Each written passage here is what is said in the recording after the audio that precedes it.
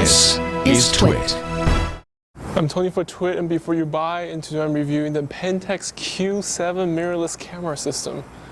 The Pentax Q7 is a third generation Q lens system from Pentax. Why is it called 7? My guess is that it's 7 ounces, which is about only 200 grams.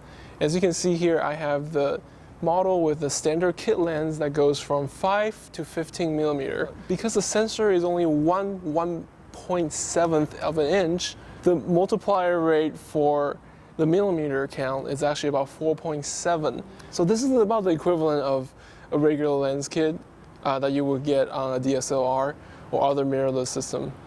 So what really sets this system apart is its tiny, tiny form factor.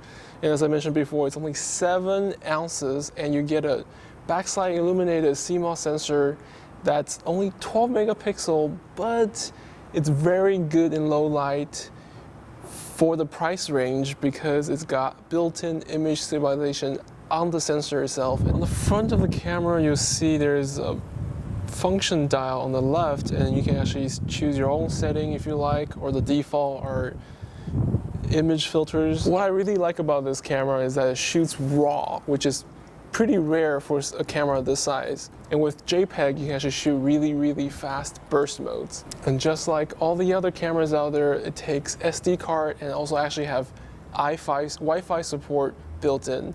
So this thing could potentially have Wi-Fi. Now the only thing that's missing in this camera that I could think of is GPS. So if that's something that you really need, this is not the camera for you. I really wouldn't compare this to a high-end DSLR. This is more of a high-end point and shoot, but you have the flexibility of changing the lens if you need to. And this Q range actually has a plethora of lenses since it's been around for a while, a few years now. This is the third generation. And with an adapter, you can actually mount your Pentax K lenses on here as well.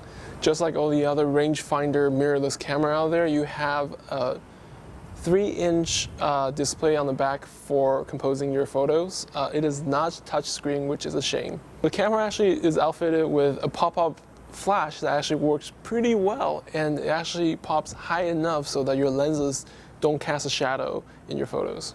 You can find the Q7 at a price range of about $400 street price, which is pretty good considering the competition of this camera, which is a point and shoot category, actually goes higher than that price range. So pro of this camera, obviously the biggest pro is the size, which is tiny.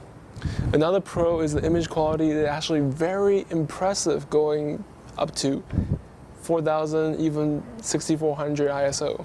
And you can see there's actually a hot shoe mount on here, so if you want to mount an external flash, you can do it. No cameras without fault, and the Q7 is no exception. Images do tend to get really noisy at maximum ISO if you're shooting in low light conditions. Also, the display on the back is not a touchscreen, so you do lose a bit of a convenience factor of being able to touch the screen to change settings. Buy, try, or don't buy, I'm gonna give the Q7 a buy. It's really hard to come by such a functional and performance-oriented camera at this price range and size. I'm Tony for Twit, and before you buy, and this is the Pentax Q7.